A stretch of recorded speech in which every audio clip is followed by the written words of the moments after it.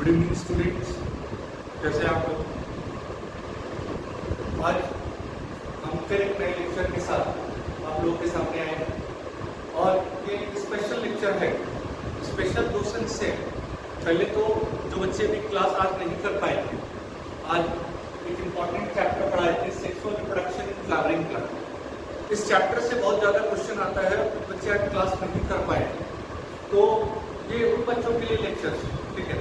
और चूंकि ये आज फर्स्ट क्लास था, किसी कारणवश अगर वो आज नहीं कर पाए थे, आज छुट्टी का भी दिन था, विंटर का, अगर फिर भी वो क्लास नहीं कर पाए थे किसी कारण से, तो हम इस चैप्टर को थोड़ा स्टार्ट कर देते हैं ताकि आप इसको देख लें और आपको कोई परेशानी ना हो, ठीक है। तो हम इस चैप्टर को स्टार्ट करते हैं बिना टाइम वेस्ट किए। Sexual reproduction in flowering. आपको पता है फ्लावरिंग प्लांट किस ग्रुप को आते हैं? फ्लावरिंग प्लांट आते हैं एंजियोस्पर्म ग्रुप। किस ग्रुप को आते हैं फ्लावरिंग प्लांट? एंजियोस्पर्म ग्रुप को बिलोंग करते हैं। तो अगर आपको दे दें सेक्सुअल रिप्रोडक्शन इन एंजियोस्पर्म, तो घबराना नहीं है। फ्लावरिंग प्लांट मतलब क्या होता है? एंजियोस्पर्म होता है। इस चैप्टर को शुरुआत करेंगे फ्लावर्स। फ्लावर्स क्या? What are flowers? इस पे लिखते हैं flowers are the modified reproductive shoot. Modified reproductive shoot. बिना एक भी पॉइंट को मिस किए हम इसके बारे में चले जाते हैं कि फ्लावर है क्या, ठीक है। सबसे पहले टर्म आ रहा है रिप्रोडक्टिव और दूसरा टर्म आ रहा है शूट, ठीक है। आपको पता होगा शूट क्या है भाई? Above ground part, above ground part of plant. तो भाई फ्लावर कहाँ होता है? ग्राउंड के ऊपर। ये भी अबव ग्राउंड पार्ट है, इसीलिए हम लोग इसको क्या कहते हैं? शूट कहते हैं। ये पहला बेसिक कॉन्सेप्ट है जिसको आप समझ सकते हैं और याद कर सकते हैं कि भाई जमीन से ऊपर जो भी चीज है, प्लांट का जो भी पार्ट है, उसको हम लोग क्या कहते हैं? शूट कहते हैं। और जमीन के अंदर जो है उसको क्या कह रहे हैं? रूट कहते हैं, ठीक है। दूसरी बात, प्लांट में जब हम लोग शूट की बात करते हैं तो शूट सिस्टम के पास आपको दो चीजें दिखाई देती हैं।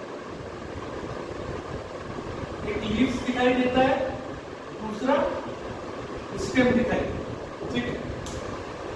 ये शूट सिस्टम का पार्ट है, आप जानना है।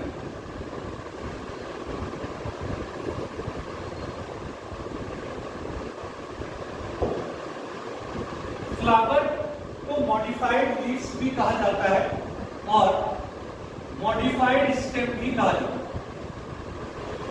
मॉडिफाइड स्टेम भी कहा जाता है, ठीक है। इसीलिए इसको ये कहना कि ये शूट है, ये कुछ गलत नहीं, क्योंकि फ्लावर के जो पार्ट्स होते हैं ना, आपने क्लास 11 में पढ़ा होगा। फ्लावर है पेटल, ठीक है, जो पत्तियां होती है पेटल्स, सेपल्स, पेटल को बाइंड करने वाला नीचे में जो ग्रीन कलर का पार्ट होता है उसको कहते हैं सेपल्स। स्टामेन, जो फ्लावर का मेल सेक्स ऑर्गन है, क्या है? Male sex organ. और पिस्टिल या कार्पेल,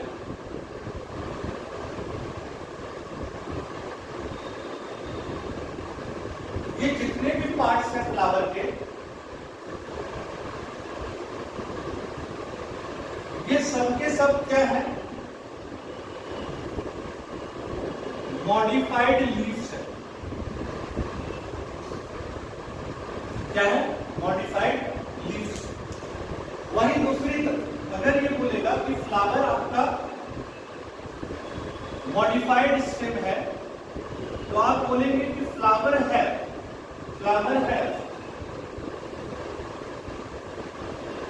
थैलेमस, फ्लावर के पास थैलेमस होता है, यानी कि आप कह सकते हैं सीट फॉर फ्लोरल ऑर्गेन, ठीक है, सीट फॉर फ्लोरल ऑर्गेन, मतलब जितना भी पेटल, सेपल या स्टामेन वगैरह जहां बैठा रहता है ना, वो पार्ट क्या कहलाता है? थैलेमस कहलाता है। और ये थैलेमस आपका क्या है भाई? ये थैलेमस आपका मॉडिफाइड स्टेमन, क्या है? मॉडिफाइड स्टेमन। तो अगर आपको ध्यान में होगा तो थैलेमस कुछ इस तरीके का होगा, ये रहा थैलेमस, और ये स्टॉक हो गया फ्लावर का, जिसको कहते हैं पेडिसेल, ठीक है, क्या कहते हैं? पेडिसेल। ये स्टॉक ऑफ फ्लावर यानी कि फ्लावर का डंठल, फ्लावर का डंठल। अब आप इसके ऊपर कुछ भी इमेजिन कर सकते हैं, ठीक है, जैसे आप ये बता रहे हैं कि ये पेटल्स है, तो जितना भी पेटल्स होगा, ऐसे ऐसे जितने भी पेटल्स होंगे सब कहाँ बैठे हुए? थैलेमस में। आप इमेजिन कर रहे हैं कि भाई यहाँ पिस्टिल या कार्पेल होगा, तो ये पिस्टिल और कार्पेल भी कहाँ है? थैलेमस पर बैठा होगा। आप इमेजिन कर रहे हैं यहाँ पर कि यहाँ एंथर होगा, यानी कि जिसको आप स्टामेन कह रहे हैं, वो भी कहाँ है भाई? थैलेमस पर बैठा होगा। ऑलमोस्ट जितने भी पार्ट हैं वो सब कहाँ बैठे होते हैं? थैलेमस पर बैठे होते हैं। This is your thalamus. तो ये कहना कतई गलत नहीं होगा कि फ्लावर एक शूट है। हाँ है शूट। शूट में क्या होता है? जितने भी शूट सिस्टम होते हैं सब में स्टेम और लीफ होता है, तो फ्लावर में क्या है? एक स्टेम और लीफ है। अब दूसरा पॉइंट आता है रिप्रोडक्टिव। तो भाई इसको रिप्रोडक्टिव क्यों कहते हैं वो भी देखें।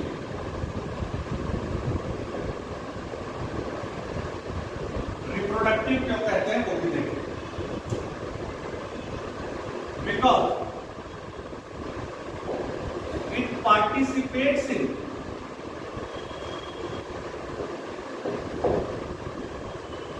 sexual reproduction. ये किसमें पार्टिसिपेट करता है? सेक्सुअल रिप्रोडक्शन में पार्टिसिपेट करता है, ठीक है। It participates in sexual reproduction. इसके बिना प्लांट सेक्सुअल रिप्रोडक्शन कर ही नहीं सकता है, क्योंकि आपको क्या पता है, ये जो स्टामेन है ये इसका मेल सेक्स ऑर्गन है, और ये जो पिस्टिल है जो इसका फीमेल सेक्स ऑर्गन।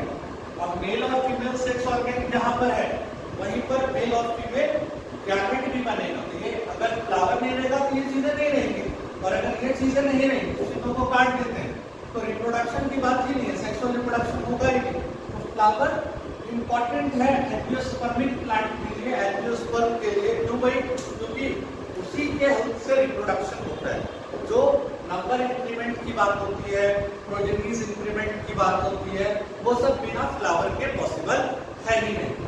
आप इतनी चीजों को बेहतर तरीके से समझ गए होंगे। एनसीईआरटी का जो पेज 1 है ना इस चैप्टर का, उसमें इतना बात लिखा हो, ठीक है, इतना बात लिखा हो, आप इसको ध्यान से देख लीजिएगा और ध्यान से समझ जाइएगा, ठीक है। चलिए अब हम लोग बता देते हैं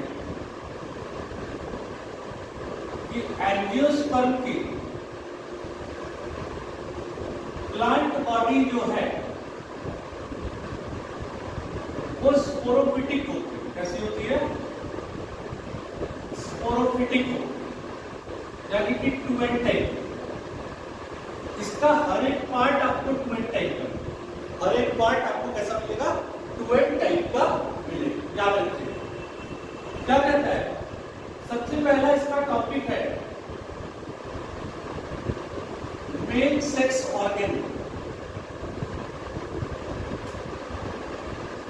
ठीक है, या मेल सेक्स पार्ट, यानी कि आप कह सकते हैं स्टामेन।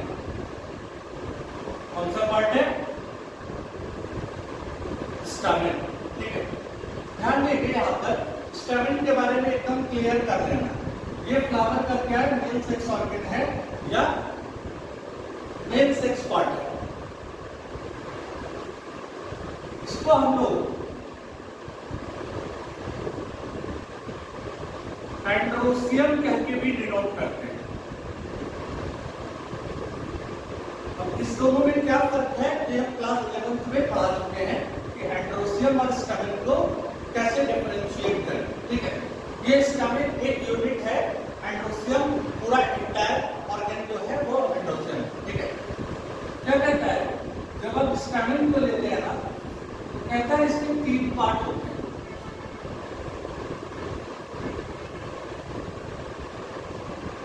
स्टैमेन के 3 पार्ट होते हैं। एक होता है एंथर, दूसरा होता है फिलामेंट, और एंथर और फिलामेंट जिस पॉइंट से कनेक्टेड है इसको कहते हैं कनेक्टिव। ठीक है, आपके एनसीईआरटी किताब में स्टैमेन का ये डायग्राम किया। ठीक है, अब क्या कहता है, स्टैमेन का एक और डायग्राम बना लेते हैं।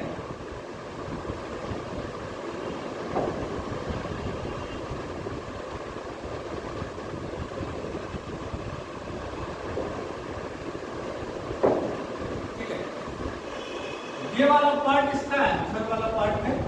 ठीक, ये फिलामेंट का पार्ट है, और ये जो पार्ट है जहां से ये जुड़ा हुआ है ये कनेक्टिव का पार्ट। इसका पार्ट है ये कनेक्टिव का। ठीक है, कनेक्टिव का। तो आप ये समझ गए कि मेल सेक्स ऑर्गन यानी स्टैमेन के 3 पार्ट होते हैं। पहला एंथर, दूसरा कनेक्टिव, और तीसरा फिलामेंट। ठीक है, तीसरा क्या होता है, फिलामेंट होता है। ठीक है, 1 मिनट समय चाहेंगे आपसे, मार्कर थोड़ा दूर कर रहा है। चलिए फिर से आपको बता देते हैं। आपको यहां ध्यान रखना है, anther is a fertile part. Anther के बारे में क्या बोलता है, ये फर्टाइल पार्ट। ठीक है, rest other part is sterile. ठीक है, यानी बाकी जो और पार्ट है फिलामेंट, कनेक्टिव, इसका रिप्रोडक्शन से कोई लेना देना नहीं। तो ये क्या है, ये स्टेराइल है। एंथर जो है ना आपका, वो कैसा पार्ट है, फर्टाइल पार्ट। फर्टाइल इसीलिए है क्योंकि पॉलन ग्रेन्स जो है ना are present inside it. Pollen grains जो है वो एंथर के अंदर पाए जाते हैं। दूसरा पॉइंट हम आपको यही लिखा देते हैं, on basis of anther, anther के बेसिस पर स्टैमेन 2 तरीके का होता है।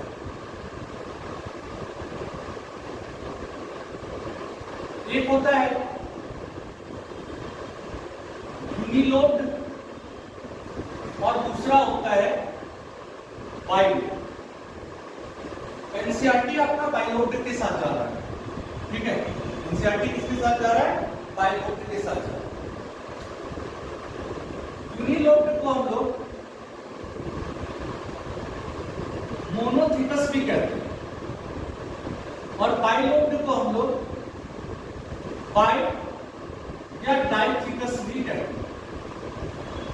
बाई या डाइथिकस भी कहते हैं। अब ये अगर नहीं समझ में आया कि लोब क्या है, दिस इज योर लोब। यहां पर 2 लोब है, एंथर पे 2 लोब है। ठीक है, तो ये स्टैमेन कैसा हो गया भाई, बाइलोब। यहां पर एंथर में आपको एक ही लोब दिख रहा है,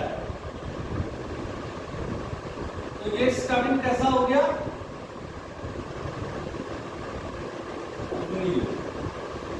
कैसा हो गया, यूनिलोब। अब चूंकि हम स्टार्टिंग में ही बता चुके हैं, एंजियोस्पर्म सारे के सारे कैसे होते हैं, स्पोरोफिटिक, 2n। तो उनके जितने भी पार्ट्स हैं सब 2n। कभी एनसीईआरटी में पीछे में क्वेश्चन दे चुका है, तो ध्यान दीजिएगा, अगर एंजियोस्पर्म का पूरा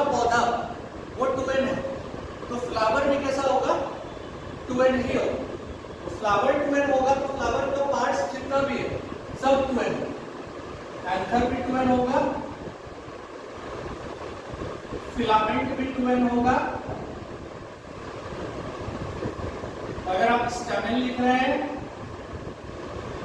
स्टैमेन भी 2n होगा। जितने भी नाम ले देंगे सबका सब क्या है 2n।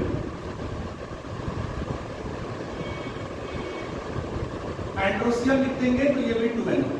ठीक है, एनसीईआरटी के पीछे में एक क्वेश्चन दिया हुआ, कौन सा 2n है कौन सा n है। ठीक है, ध्यान रखिएगा गैमेट को छोड़ करके यानी कि एंथर के अंदर ये जो पॉलिन ग्रेन्स बनता है जिसको कि हम लोग मेल गैमेटोफाइट कहते हैं। क्या कहते हैं? Male gametophyte. शुरुआती तौर पर बच्चों को बता दिया जाता है कि pollen grains are the gamete, male gamete. ठीक है, आप मेल गैमेट करके भी शुरुआत कर सकते हैं, मगर जैसे चैप्टर 2 में आएंगे आपको डिफरेंस पता हो जाना चाहिए कि पॉलिन ग्रेन्स मेल गैमेट नहीं, उससे ज्यादा क्या है, मेल गैमेटोफाइट है। क्या है? मेल गैमेटोफाइट है। तो यहाँ पर हम लोग लिख लेते हैं कि पॉलिन ग्रेन्स क्या है, मेल गैमेटोफाइट। ठीक है, ये सिर्फ होता है एन टाइप। कैसा होगा? N type. ठीक है, साथ में आपको यहाँ पर ये भी नॉलेज रख लेना है कि पॉलिन ग्रेन्स को अब से हम लोग पॉलिन ग्रेन्स नहीं बोलेंगे बल्कि माइक्रोस्पोरेंजियम बोलेंगे। माइक्रोस्पोर बोलेंगे, सॉरी, क्या बोलेंगे? माइक्रोस्पोर बोलेंगे। पॉलिन ग्रेन्स को पॉलिन ग्रेन्स नहीं बोलेंगे बल्कि क्या बोलेंगे हम लोग? माइक्रोस्पोर बोलेंगे। कोई दिक्कत किसी को यहाँ तक? हमको नहीं लगता यहाँ तक कोई दिक्कत होना चाहिए, किसी को कोई भी तकलीफ आना चाहिए, कोई तकलीफ यहाँ तक नहीं। ठीक है, चलिए आप लोग इसको लिख लीजिए, जो नहीं आए हैं उसको एक बार देख लीजिए लेक्चर, फिर हम नया क्वेश्चन दोबारा से पढ़ाते हैं।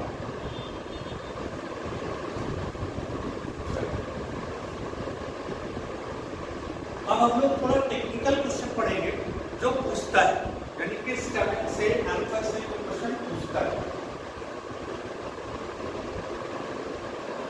हम लोग आंसर कंसीडर कर रहे हैं, नो मैटर कोई भी लोग है या बाई, मगर बिहार बोर्ड में और सीबीएसई बोर्ड में इससे क्वेश्चन आए और आता ही है। कहता है क्या?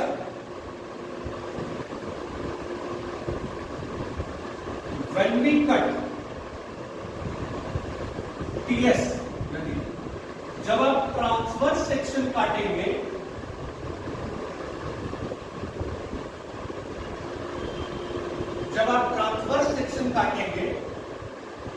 ऑफ बाइलोपैंथर, किसी बाइलोपैंथर का ट्रांसवर्स सेक्शन काट लेते हैं, उसका अपीयरेंस कुछ ऐसा है।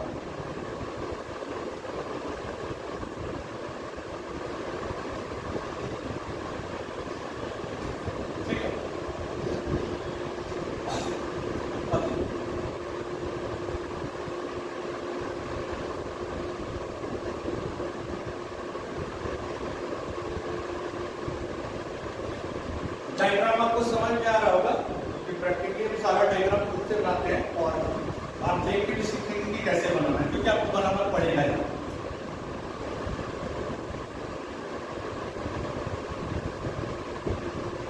आपको ये पता चल गया होगा कि ये बाइलोपैंथर, इसके दो लोब हैं, ये इसका फिलामेंट है और ये इसका कनेक्टिव वाला है। ठीक है, ये आपको पता चलेगा। और टीएस आप समझे, टीएस का मतलब होता है किसी भी चीज को इस तरीके से काटना। तो हमने आंसर को इस तरीके से काट दिया, आधा पार्ट निकला आधा पार्ट नहीं। ठीक है, तो काटने के बाद अपने लोगों को क्या दिखाई देगा वो इंपॉर्टेंट है। कहता है जैसे आप इसको कट करते हैं ना,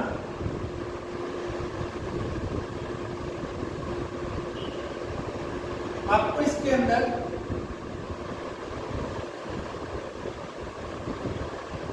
पॉलिन सैक दिखाई देता है। क्या दिखाई देता है? पॉलिन सैक दिखाई देता है। जैसे आप एंथर को कट करेंगे तो आपको इसके अंदर क्या दिखाई देगा? Pollen sac. इस पॉलिन सैक को हम लोग माइक्रोस्पोरेंजियम कहते हैं। अब भाई स्पोरेंजियम वर्ड से पता है स्पोरेंजियम क्या कंटेन करता है, स्पोर कंटेन करता है। तो जैसा नाम है स्पोर का उसके आगे लगा दिए। तो अब इसके अंदर अपने को मिल रहा है क्या,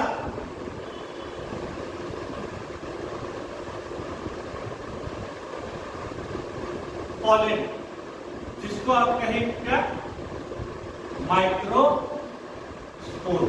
क्या कहें, माइक्रोस्पोर। तो भाई पॉलन कहेंगे पॉलन सैक के अंदर मिलता है, माइक्रोस्पोर कहेंगे माइक्रोस्पोरेंजियम के अंदर मिलता है। ये दोनों सेम ही चीज, ये बोलिए या ये बोलिए, दोनों सेम है। लेकिन इस किताब में पूरा का पूरा ये माइक्रोस्पोर और माइक्रोस्पोरेंजियम को ही लेके बना। आप यहाँ पर देखेंगे कि आपको कितने माइक्रोस्पोरेंजियम दिखाई दे रहे हैं, 1 2 3 4। इस माइक्रोस्पोरेंजियम का नंबर कितना होता है, 4। ठीक है, 4 माइक्रोस्पोरेंजियम होने के कारण एक बाइलोडैंथर को हम लोग टेट्रास्पोरेंजिएट कहते हैं। क्या कहते हैं, टेट्रास्पोरेंजिएट कहते हैं। ये बहुत इंपॉर्टेंट पार्ट है। क्या कहते हैं लोग इसको, टेट्रास्पोरेंजिएट कहते हैं। और यहां इसके पास हम लोगों को 4 साइट्स मिल रहा है। ठीक है, एक बाइलोडैंथर के पास 4 साइट्स होते हैं, 4 कॉर्नर्स होते हैं। इसीलिए इसको हम लोग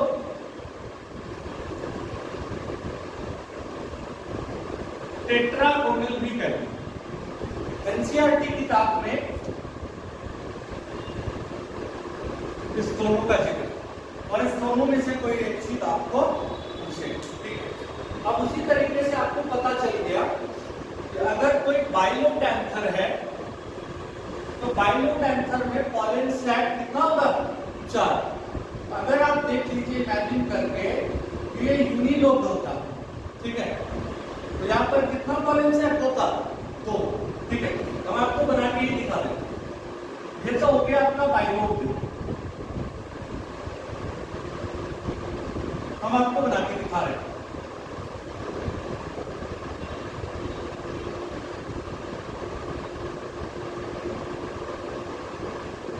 ताकि आप समझ जाइए। ये हो गया आपका फिलामेंट और ये हो गया आपका यूनिलोडैंथर, एक ही लोब है। यहां 2 बनाए जैसा, यहां नहीं बना, एक लोब। ठीक है, इसके अंदर ये रहा पॉलन सैक, ये रहा पॉलन सैक। ठीक है, और इस पॉलन सैक का दूसरा नाम है माइक्रो स्पोरेंजिया, और उनमें से माइक्रोस्पोरेंजियम। अब बताओ, यहां 4 था तो हम लोग इसको क्या बोले, टेट्रास्पोरेंजियम। टेट्रा मीन्स होता है 4। तो बताइए, यहां 2 है तो हम लोग इसको क्या बोलेंगे,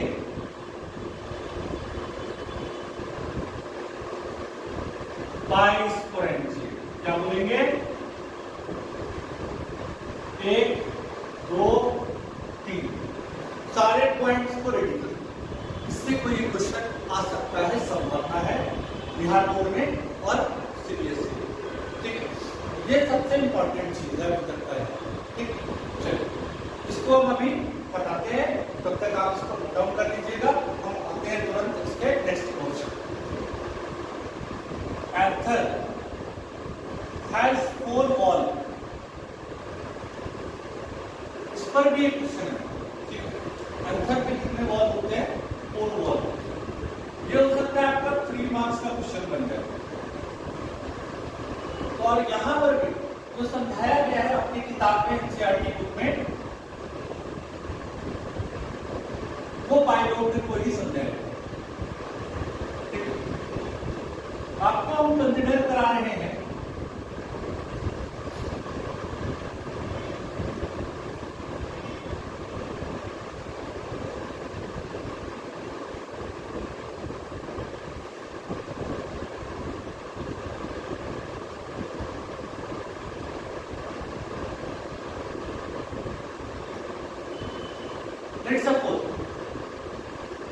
ये आपका बाइनोम का आंसर है, ठीक है। आपने टीएस कट करने के बाद देखा कि ऐसा ही दिखाई देता। हम लोग एंटायर को लेकर नहीं चलते, ठीक है, हम लोग एक पोर्शन को ही लेके चलेंगे ताकि हमारे लिए आसान रहे समझना। कहता है इसके पास 4 बॉल, ठीक है। सबसे पहले आते हैं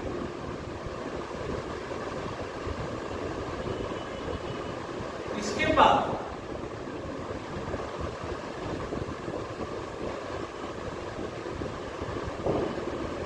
सेल का सबसे आउटर मोस्ट लेयर होता है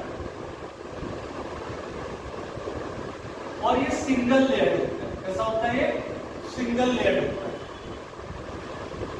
इसको हम लोग कहते हैं एपिडर्मिस। क्या कहते हैं? एपिडर्मिस। ये सिंगल लेयर कैसा होगा?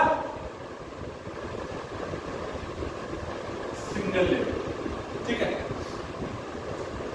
यही आपका पहला बॉल भी है, याद रखिए, ये फर्स्ट बॉल है आपका। उसके बाद क्या कहता है? इसके नीचे सेल का एक और लेयर होगा,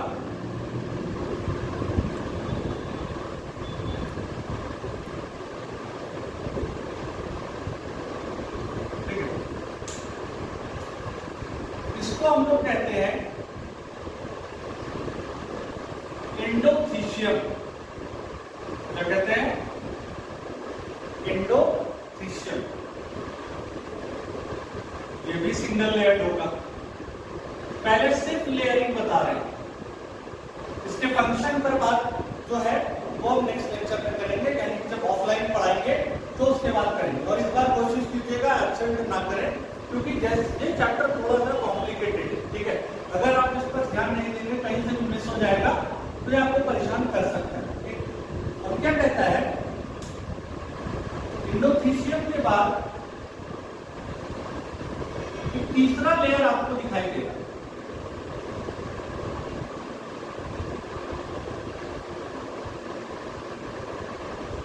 बट ये सिंगल लेयर नहीं।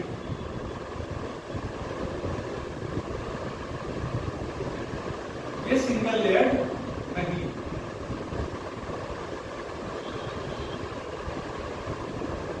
ये आप देख रहे हो, सिंगल लेयर नहीं।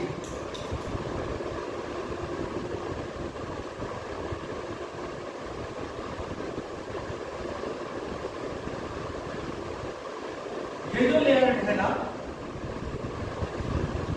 आप देख लीजिए, यहां पर आपको एक लगभग 3 लेयर दिखाई दे रहे हैं। कितने लेयर दिखाई दे रहे हैं? 3 लेयर दिखाई दे रहे हैं। ये आपका मिडिल लेयर। क्या है? Middle layer. ये जनरली 1 to 3 लेयर होता है, 1 से 3 लेयर होता है। इसमें से कोई एक क्वेश्चन एमसीक्यू में आएगा, श्योर है। लेयरिंग फंक्शन की बात हम बाद में करेंगे, ठीक है। अब क्या कहता है? इसके नीचे अपने पास जनरली सिंगल लेयर का सेल का अरेंजमेंट होता है और इसके भीतर जो न्यूक्लियस पाया जाता है ना, वो कंपैरेटिवली थोड़ा बड़ा होता है।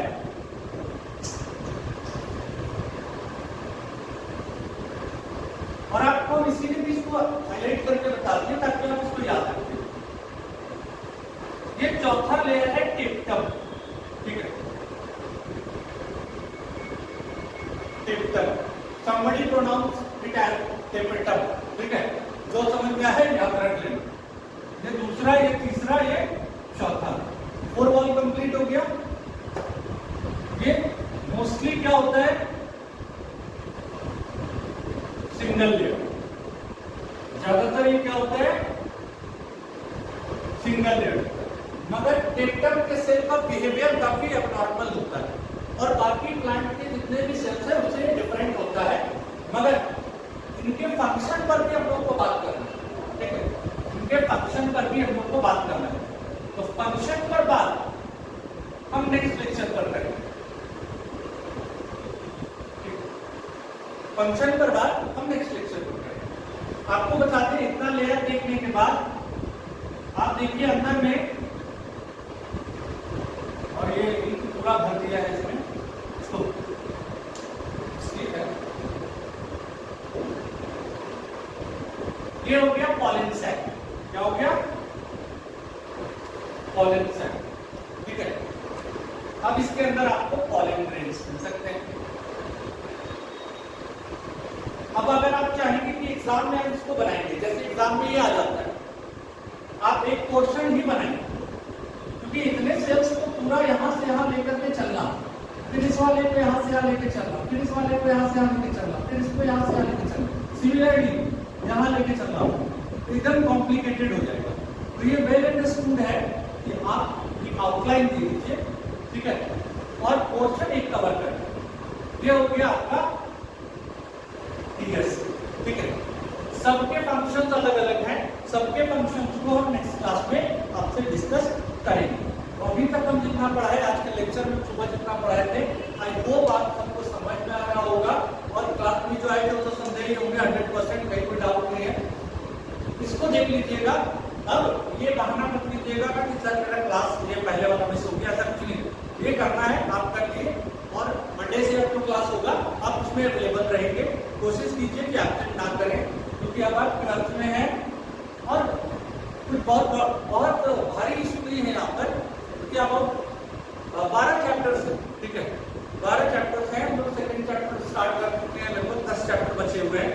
तो एक एवरेज मान के चलते हैं, हर चैप्टर पर अगर 10 डेज लेते हैं मैक्स टू मैक्स, जो हम लोगों का तरीका है पढ़ने का, आप लोग पीपीटी बना रहे हैं, प्रीवियस ईयर क्वेश्चन बना रहे हैं, चैप्टर से बोर्ड लेवल क्वेश्चन बना रहे हैं, तो अगर 10 दिन लग जाता है आप लोगों को, ठीक है, तो 100 डेज, 10 चैप्टर बचे हुए 100 दिन लगता है 10 डेज के हिसाब से, यानी 3 महीने। 3 महीने में हम लोग इसको कवर कर लें, ठीक है, छुट्टियों को छोड़कर। बहुत भारी नहीं है, एकदम आसानी से हो जाएगा, कोई दिक्कत नहीं, बस एब्सेंट मत करना, ठीक है। एब्सेंट करने पर मजा खराब हो जाएगा, चैप्टर का भी मजा खराब हो जाएगा, और लाइफ टाइम जब तक एग्जाम नहीं देते तो ये इसमें कम दिक्कत रहेगा, ठीक है। चलिए मिलते हैं हम लोग नेक्स्ट लेक्चर में। Thank you.